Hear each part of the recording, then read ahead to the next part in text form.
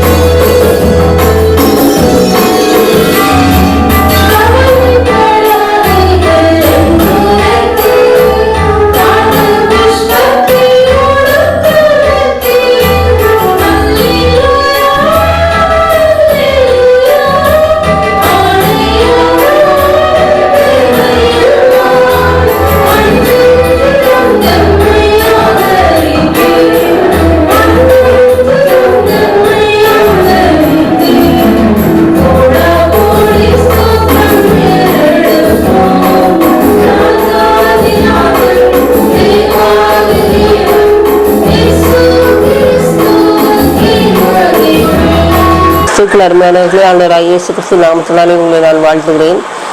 வாரம் ஒரு வசனம் என்ற முறையில் இம்மானுவேல் விசுவாச ஊழியத்தின் சார்பாக ஒவ்வொரு வசனத்தையும் நாம் தியானித்து வருகிறோம். இன்றைக்கு இந்த 290வது வாரத்திலும் கூட மத்தேயு 19ஆம் அதிகாரம் 16வது வசனத்தை ஆண்டவருடைய கிருபையினாலே தியானிக்க இருக்கிறோம். மத்தேயு 19:16. நித்திய ஜீவனை அடைவதற்கு நான் என்ன செய்ய வேண்டும் என்று கேட்டான்.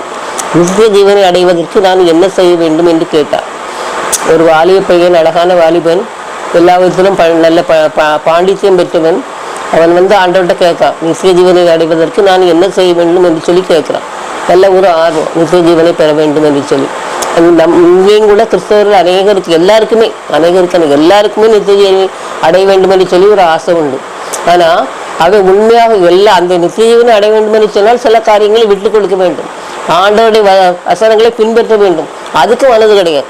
நித்திய ஜீவன் வேணும், ஆனால் நான் இஷ்டம் போலலாம் நடப்பேங்கிற மாதிரியான நிலைமையில தான் நம்ம இன்னைக்கு இருக்கிறோம். அப்போ அந்த வாலிபன் கேட்கிறான், நித்திய ஜீவனை அடைவதற்கு என்ன செய்ய வேண்டும் என்று சொல்லி. அப்போ ஆண்டவர் சில காரியங்களை அவர்கிட்ட கேட்கிறாரு. அப்போ இப்படி என்னென்ன காரியங்கள்லாம் செய்யறாங்க, எல்லாம் உங்களுடைய கட்டளைகளெல்லாம் நான் கைக்கொள்றேன் ஆண்டவரே அப்படின்னு சொல்லி சொல்றான். உடனே அந்த வாலிபன் ஆண்டவர்கிட்ட அந்த வசனத்துல போட்டுக்கு முழங்கால் படிக்கிட்டானாம்.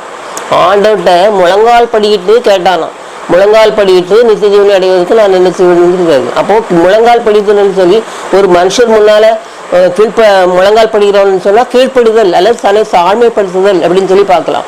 தன்னை அவன் தாழ்த்துதான். ஆண்டவர் ரொம்ப பெரியவர், அவர் முன்னால நான் பணிகிறேன், நான் குனிகிறேன், நான் தாழ்மைப்படுகிறேன் என்று சொல்லி அவன் முழங்கால் படிக்கிறான். அப்போ அவனோட தாழ்மைன்ற குணம் இருக்குது. அது மட்டும் இல்லாமல் பாருங்க, கேள்விகள் நிறைய கேட்குறா. எல்லாம் நித்திய ஜீவனை பெறுவதற்கு உண்டான காரியங்கள் எல்லா விதமான தகுதிகளும் தனக்கு இருக்குங்கிறத தெரிந்து கொண்டே ஆண்டவர்கிட்ட கேள்வி கேட்கலாம். அது ஒரு விஷயம். அது மட்டும் இல்லாமல் பாருங்க, அவர் சொல்லும்போது எல்லாத்தையும் நான் கை கொள்கிறேன்னு சொல்லலாம். அப்போ தன்னுடைய பெருமையை ஆண்டவர்கிட்ட என்ன செய்யறான்னு சொல்றான். ஆண்டவர் கடைசியில் கேட்கிறாரு, என்ன செய்யணும், உன்னுடைய சிறுமை முதலும் கை கொண்டிருக்கா சரிதான், ஆனால் உன்னுடைய ஆசைகளை வச்சு என்ன செய்யும், ஏழைகளுக்கு கொடு அப்படின்னு சொல்லலாம். இன்றைக்கும் பாருங்க, நமக்கு பெரிய காரியம் அதுதான். ஆண்டவர்கிட்ட வந்தா செஞ்சாலும் ஆண்டவர் நமக்கு எல்லா விதமான ஐஸ்வர்யங்கள் ஆசை எல்லாத்தையும் தருவாரு அப்படிங்கிறதா பெரும்பான்மையான உபதேசமாக தான் இருக்குது. எல்லாமே ஆசீர்வாதமான உபதேசம் தான். ஆண்டவர்கிட்ட வாங்க, அது தருவாரு, இது தருவாரு அப்படின்னு சொல்லி. பாருங்க, காரில் சைக்கிளில் போகிறவங்களுக்கு பைக் மேலே ஆசை, பைக்கில் போகிறவங்களுக்கு கார் மேலே ஆசை, காரில் போகிறவங்களுக்கு ஏரோப்ளைன் மேலே ஆசை, ஏரோப்ளைன் வச்சுருக்காங்க ஜெட்டில் ஆசை. இப்படிப்பட்ட காரியங்கள் தான் இருக்குது. ஆதி காலங்களில் நமக்கு ஊழியர் செய்ய வந்த முஷ்வரிகள் என்ன செய்தாங்க, தன்னுடையங்களே ஆண்டவருக்காக இழந்தாங்க. ஆனால் இப்போ ஆண்டவருக்குன்னு ஊழியத்துக்கு போனா என்ன கிடைக்கும், நமக்கு என்னெல்லாம் எல்லா உலக பிரகாரமான மனுஷர்கள் என்னென்னலாம் வச்சுருக்காங்களோ, என்னென்ன வசதிகள் எல்லாம் ஏற்படுத்தியிருக்காங்களோ, ஏன் அதுக்கு மேலேயுமே நமக்கு வேணும் அப்படிங்கிற லெவலில் தான் இன்னைக்கு ஊழியங்கள் என்ன செய்து நடக்கும். ஆண்டவர் சொல்றாரு, நீ உனக்கு உண்டான வேலையெல்லாம் வீட்டு சரசரகு கொடுன்னு சொல்றாரு. இப்போ சரசரகையிலேருந்து பிடிங்கன்னு செய்கிறாங்க, ஊழியம் செய்கிறோன்னு சொல்லி என்ன செய்கிறாங்க, தன்னுடைய வசதி வாய்ப்புகளை பெருக்கி கொள்கிறாரு. அருமையானவர்களே, ஆண்டவர் சொல்றாரு, இந்த உலகத்தினுடைய இந்த ஆசையானது ஒரு நாள் அழிந்து போகும்.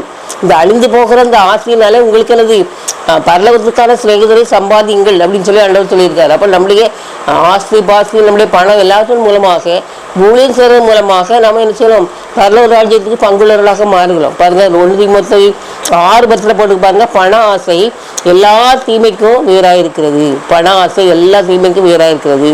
சிலர் அதை விற்று விசுவாசத்தை விட்டு வழங்கி அநேக வேதனைகளினாலே தங்களை உருவ குத்தி கொண்டிருக்கிறார்கள்.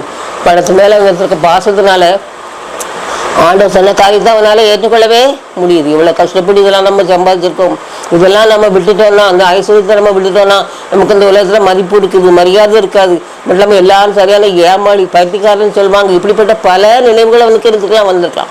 இன்றைக்கும் கூட பாருங்கள், ஊழியங்களுக்கு கொடுக்கணும்னு சொன்னால் ஊழியங்களுக்கு கொடுக்க வேண்டியதான். ஆனால் எந்த ஊழியத்துக்கு கொடுக்கணுங்கிறத நம்ம கவனமாக என்ன சொல்லி இருக்கணும். பாருங்கள், பிரசங்க 10 சொல்லிக்கு பணமோ எல்லாத்துக்கும் உதவும். உண்மைதான், பணம் இல்லாமல் இந்த உலகத்தில் நம்ம வாழவே முடியாது.